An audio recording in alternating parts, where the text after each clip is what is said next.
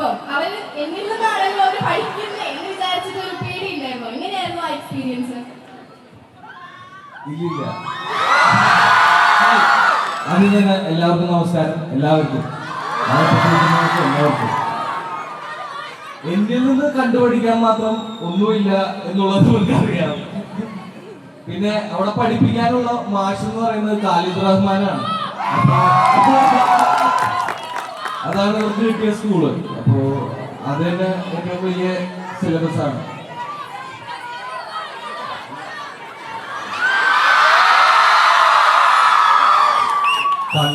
കണ്ണടിച്ചു പോകും. ബേബി ഇവിടെ നിന്നത് കുഴപ്പമില്ല, അവന്റെ കയ്യിൽ സൺഗ്ലാസ് ഉണ്ടായിരുന്നു. എല്ലാവരെയും കണ്ടതിൽ ഒത്തിരി സന്തോഷം. ഈ നോമ്പൊക്കെ പിടിച്ചിരിക്കുന്ന ഒത്തിരി പേരുണ്ടെന്ന് അറിയാം. പക്ഷെ ഈ വെയിലത്ത് ഞങ്ങൾക്ക് വേണ്ടി വെയിറ്റ് ചെയ്ത് നിൽക്കുന്നതിന് ഒത്തിരി താങ്ക് യു. ഈ ഇഷ്ടത്തിന്, ഈ സ്നേഹത്തിന്. പടം ഇതേപോലെ ഞങ്ങൾ എല്ലാവരും പറഞ്ഞ പോലെ ഒത്തിരി കഷ്ടപ്പെട്ട പടമാണ്. ആദ്യമായിട്ടാണ് ഇത്രയും നാള് ഒരു പടത്തിന് വേണ്ടി സ്പെൻഡ് ചെയ്യുന്ന സമയം.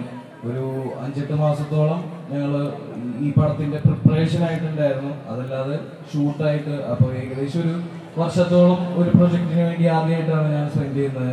അപ്പോൾ അതിന്റെ റിസൾട്ട് ഈ പടത്തിലുണ്ടെന്നാണ് ഞങ്ങളുടെ എല്ലാവരുടെയും പ്രതീക്ഷ. അത് നമ്മളെപ്പോലുള്ള ചെറുപ്പക്കാർക്ക് കൂടുതൽ വർക്കാവുന്ന ഒരു സിനിമയാണ് എന്ന് കരുതി ഫാമിലിക്ക് വർക്കാവില്ല എന്നല്ല. എല്ലാവരും വീട്ടുകാരായിട്ട് തന്നെ പോകണം. ആദ്യം നിങ്ങൾ ക്ലാസ് കട്ട് ചെയ്ത് പോവാം, പടം ഞങ്ങൾക്ക് കപ്പടിച്ച് തരണം നിങ്ങൾ എല്ലാവരും ചേർന്ന്. ഇതാണ് എനിക്ക് പറയാനുള്ളത്. അതിന്റെ കണ്ടന്റുകൾ വഴിയായി വന്നുകൊണ്ടിരിക്കും, ട്രെയിലറായിട്ടും സോങ് ആയിട്ടും. ഈ സോങ് ഇഷ്ടമായോ എല്ലാവർക്കും? ഓക്കെ, അടിപൊളി. കുറച്ചധികം അല്ലേ? ഇതിന്റെ മേക്കപ്പ് ചെയ്തിരിക്കുന്നത് റോണക് ചേട്ടനാണ്. കോസ്റ്റ്യൂംസ് ചെയ്തിരിക്കുന്നത് മഷ്ബാൻസ് ആണ്, തല്ലുമാലൊക്കെ ചെയ്ത.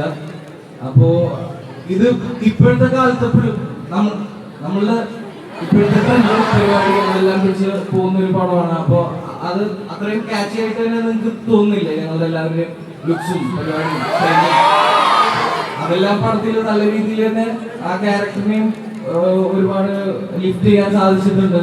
അത് അവര് ഭയങ്കര അടിപൊളിയായിട്ട് ചെയ്തിട്ടുണ്ട്, റോണക് ചേട്ടനും മഷബൻസും. അപ്പൊ അത് ബാക്കി പടത്തില് കണ്ടറിയാം.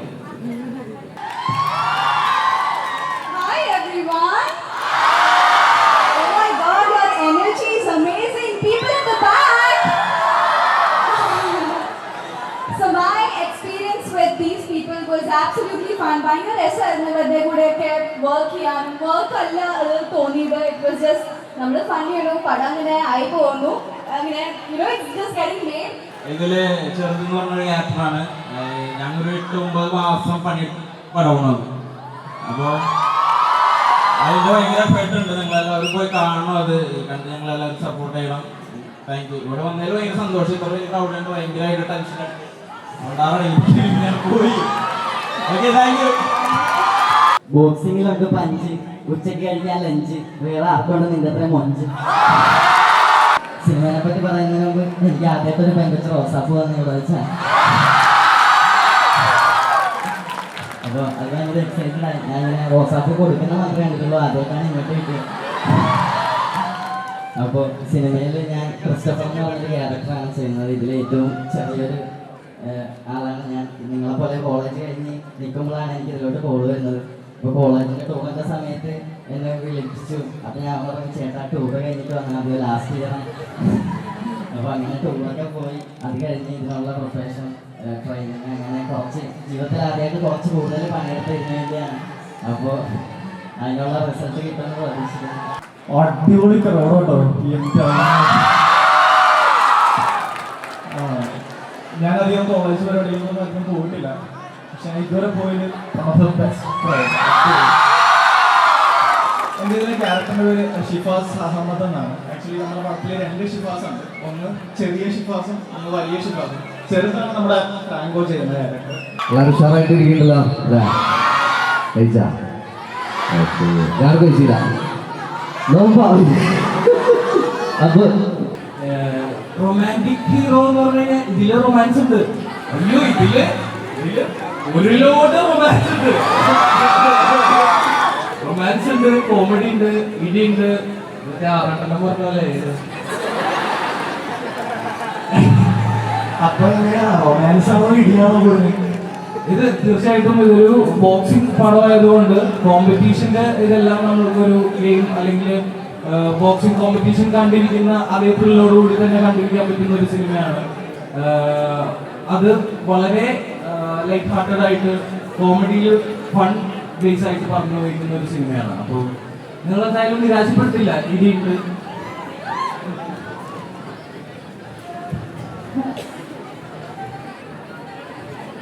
എൻ്റെ ക്വസ്റ്റ്യൻ ജനറൽ ആയിട്ടാണ്, അപ്പോൾ ആർക്ക് വേണമെങ്കിലും പറയാം.